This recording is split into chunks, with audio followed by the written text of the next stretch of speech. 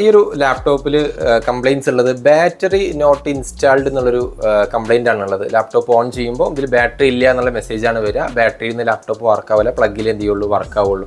നിലവിൽ ഇതിൻ്റെ മറ്റൊരു സർവീസ് സെൻറ്ററിൽ 2-3 ബാറ്ററീസ് ഒക്കെ ചേഞ്ച് ചെയ്ത് നോക്കി ചെക്ക് ചെയ്തതാണ്. ബാറ്ററിയുടെ ഇഷ്യൂ അല്ല, ഇതിൻ്റെ മദർ ബോർഡിൻ്റെ കംപ്ലയിൻസ് ആയിട്ടാണ് കാണുന്നത്.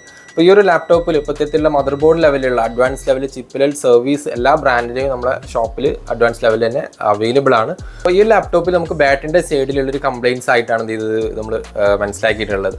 അപ്പോൾ അത് നമുക്ക് ഡീറ്റെയിൽ ആയിട്ട് ചെക്ക് ചെയ്ത് നോക്കുമ്പോൾ ഈ ബാറ്ററിയുടെ സൈഡിൽ വരുന്ന അതിൻ്റെ ബാറ്ററി കമ്മ്യൂണിക്കേഷൻ നടക്കുന്ന സൈഡിലുള്ള ട്രാൻസിസ്റ്റേഴ്സിൻ്റെ കംപ്ലയിൻ്റ് ആണ്. അപ്പോൾ ചിപ്പ് ലെവലിൽ ഇതിൻ്റെ പിന്നെ പ്രധാന ടാസ്ക് എന്ന് പറയുന്നത് ഇതിൻ്റെ കംപ്ലയിൻസ് സോൾവ് ചെയ്യലാവില്ല, അതിൻ്റെ എവിടെയാണ് കംപ്ലയിൻസ് ഫൈൻഡ് ഔട്ട് ചെയ്യില്ല എന്നുള്ള അതിൻ്റെ ഒരു ഇത് വരും, നമുക്ക് ടാസ്ക് ആയിട്ട് വരിക. അപ്പോൾ നമുക്കിതിൽ ഇപ്പം ചെക്ക് ചെയ്ത് നോക്കുമ്പം ഈ ഒരു 2 ട്രാൻസിസ്റ്റർ ഇതിൽ എന്ത് ചെയ്തിട്ടുണ്ട്, കംപ്ലയിൻസ് ആയിട്ട് കാണുന്നുണ്ട്.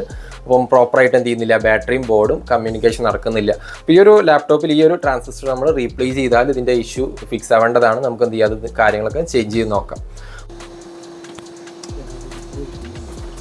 ട്രാൻസിസ്റ്റർ എന്ത് ചെയ്തിട്ടുണ്ട്, റീപ്ലേസ് ചെയ്തിട്ടുണ്ട്.